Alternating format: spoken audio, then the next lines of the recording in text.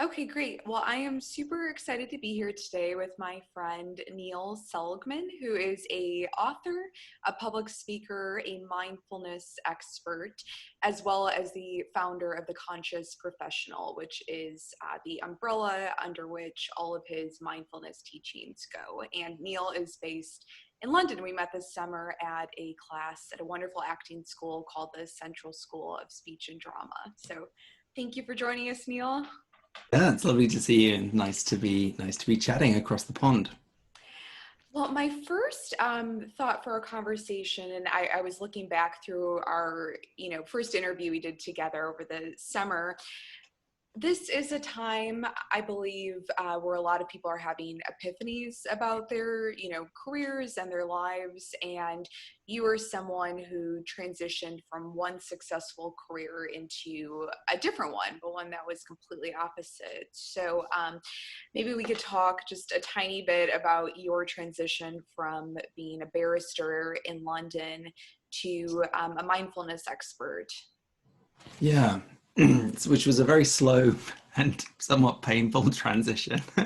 um, but the correlation maybe to what's going on right now is that my transition took a lot of time to because I didn't know when I was leaving my career as a barrister and had that insight that I was meant to be doing something else.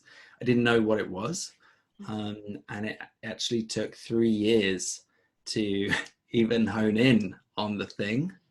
And it really took that much space and time for me to let go of who I was and all of that identity that was wrapped up in being a successful barrister and on my way, and this is the path, and this is what's laid out, to letting all of that go, kind of going back down to nothing, and then getting really quiet there and trying to be more comfortable in the quiet.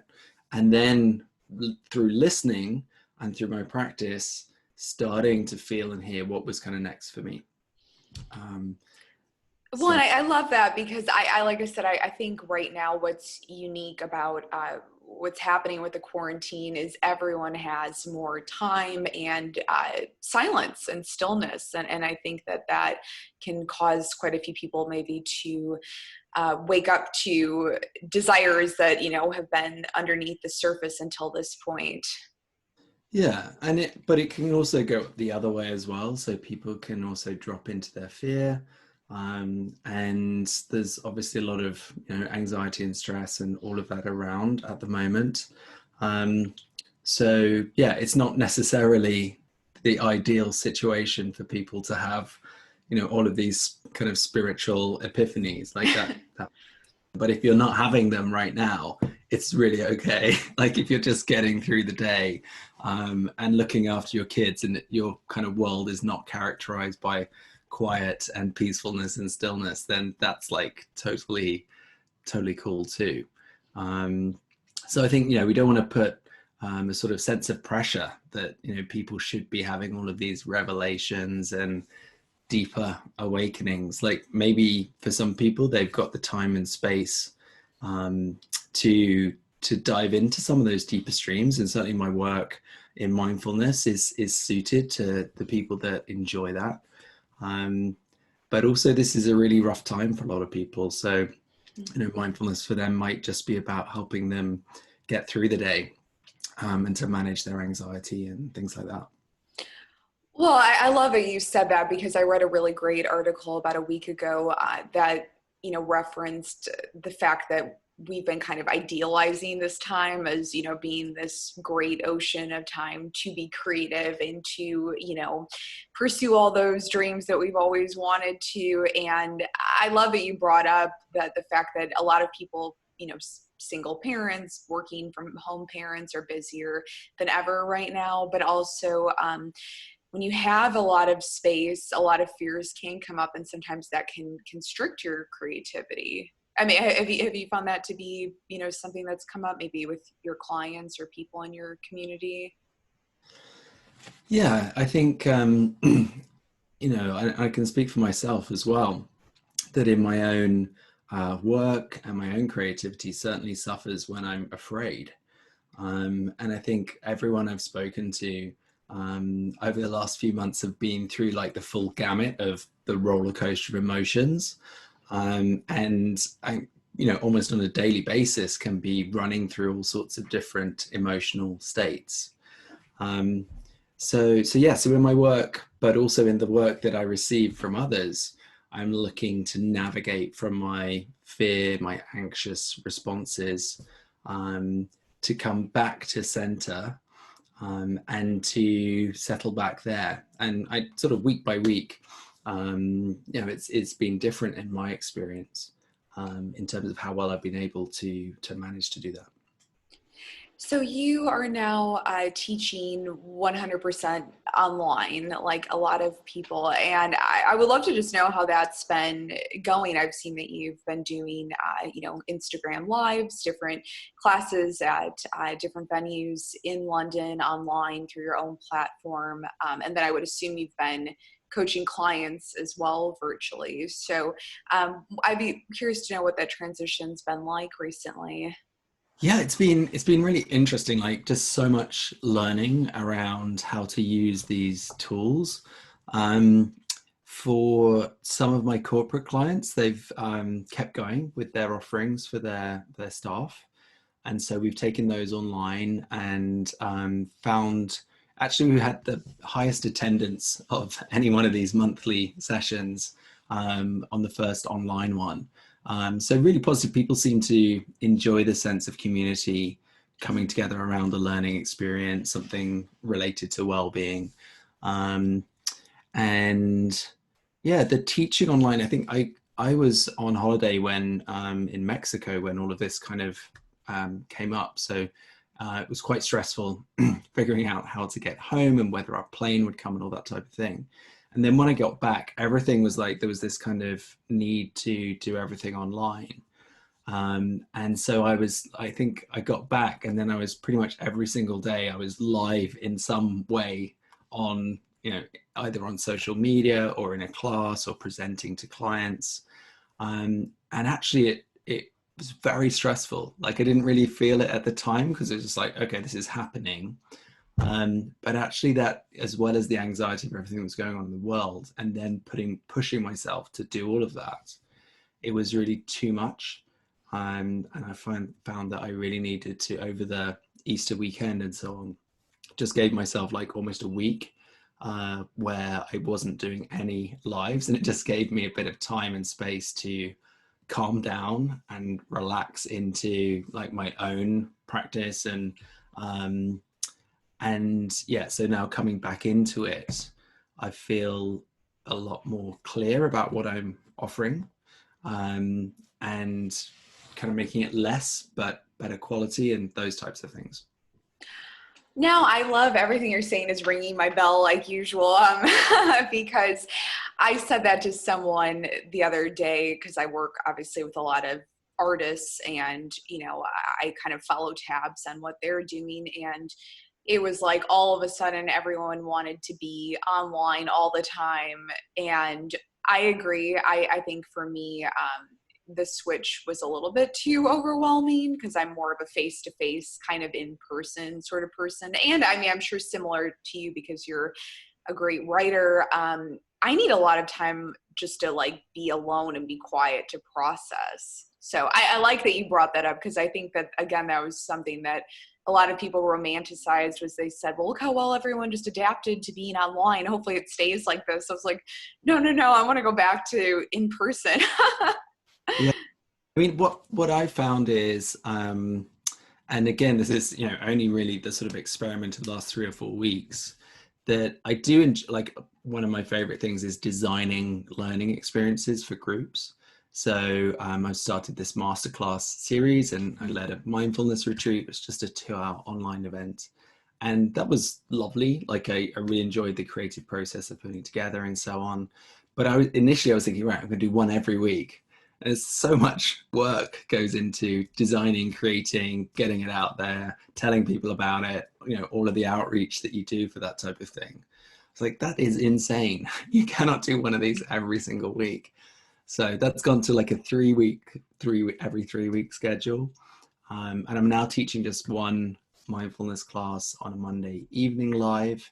I still do a mindfulness practice that goes out free on Instagram every Monday and on YouTube. So there's lots of resources for people if they're interested in finding out more about that. But I think some of those things, the masterclass series maybe won't be as frequent, but will continue, I think, after this. And certainly the Monday class, because actually that just really makes sense for people to, it's not easy to travel from work to another venue to then show up for class. It's a lovely thing to do, but not everyone has time for that.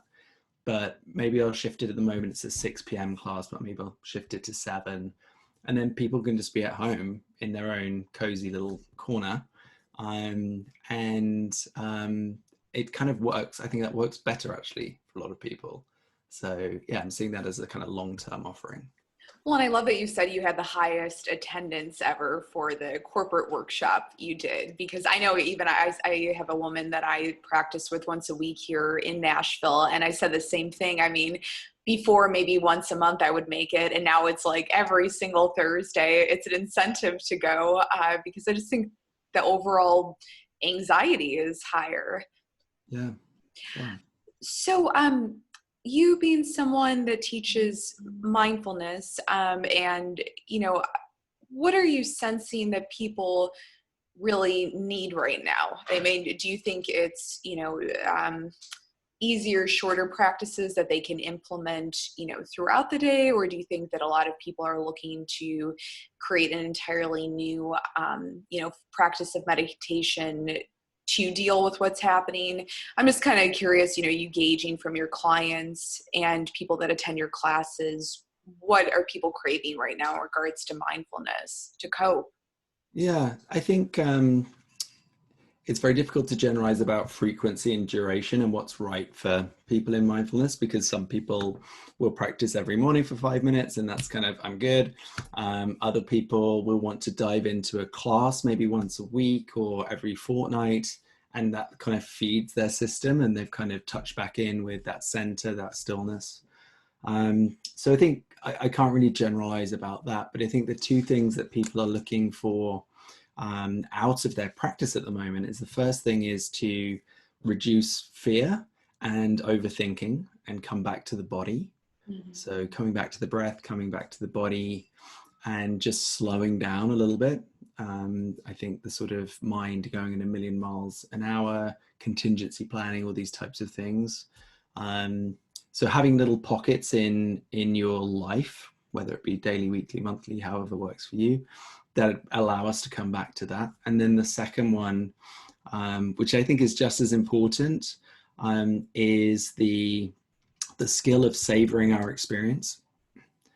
So reducing fear and coming back to the body. And then the other one is savoring our experience and appreciating the sweet things, the beautiful things that are in our world still, Mm-hmm. and which will continue to be. And I think there's a certain amount of guilt that we feel around, like, even like enjoying a nice day or a beautiful, moment in the park or whatever. There's a sense of it's not really safe for me to expand into like my joy of this moment. Mm-hmm. And if we think about people who are really struggling, human beings, when we're really struggling, those are the moments that we remember, that we kind of hope we'll have again. Mm-hmm. And it does no service to anyone to not appreciate those sweet moments and to resource ourselves through that, and to appreciate what we have in our lives. So those are the kind of the two main messages that I'm bringing in. And for the people who are kind of working with me in more sort of long-term ways or medium-term ways, then it's sort of dropping into some of the deeper streams of, as these shifts kind of move through our world, this kind of shock that's moved through our world, what's it stirring up in the kind of deeper stream of me, and what's unfolding for me? Can I be quiet enough to catch everything that my body's telling me, and those kind of things as well. So working on some of those with various coaching clients. Well, I love that. And just having not only gratitude, but taking the time to really slow down and appreciate. One thing I was also thinking about, because you had mentioned this in our first interview, is the letting go of being so disciplined and regimented. That's something I've had to do because I'm someone that really likes to stick to a routine and, kind of know what I'm doing that week. And finally, I was telling my mom this a couple of days ago, I realized this isn't normal life. It's like if you have a day that seems sort of like a mess or things are just kind of pieced together, then just go with it, you Yeah. know?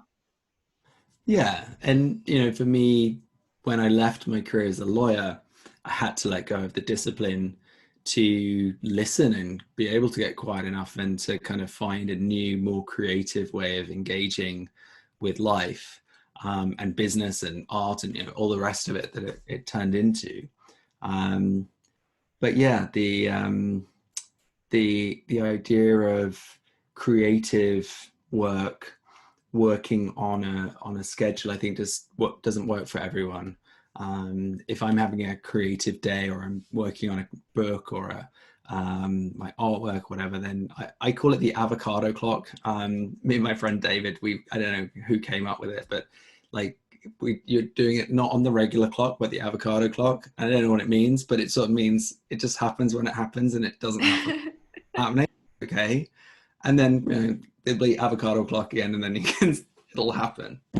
So Yeah, no, I love that. I think during this time, it's kind of just what keeps coming to me personally is just being gentle with yourself. There was like a friend of mine said, no one gave us, the coping mechanism, Bible for coronavirus. So, I mean, we're all just kind of figuring it out as we go along. yeah, yeah, exactly. So, last question, what has been your biggest, would you say, sort of epiphany during this time? I know I've had many conversations and I've been amazed at how just insightful people have been. And do you have any last, words of wisdom for us about how to just kind of keep as calm a mindset as possible this time? I think that's what I've found has been the most helpful is if I can just stay calm and sort of have trust in the future and that everything's going to be okay, even if it doesn't seem like that moment to moment, then I find my days are better. Yeah. I've been coming back to three questions. And they're questions for when you're feeling reflective. So not when you're feeling stressed and anxious. It's not that kind of moment. But if you're, feeling a bit more sedate and calm, and there's a bit of space in your day, these three questions are: what am I ready to let go of? What am I opening to in my life right now? And who am I becoming? Hmm. So I keep coming back to those, and it's it's always interesting, I find, to get really quiet around those questions. Obviously, what we discover is quite personal, um, but yeah, that's where my focus is, when I'm not scrambling around putting things together and doing all the other stuff that has to go on. Uh, Sure. Well, that's great advice for all of us to, to explore that. So thank you. And thanks for chatting. yeah, my pleasure. Always lovely to see you.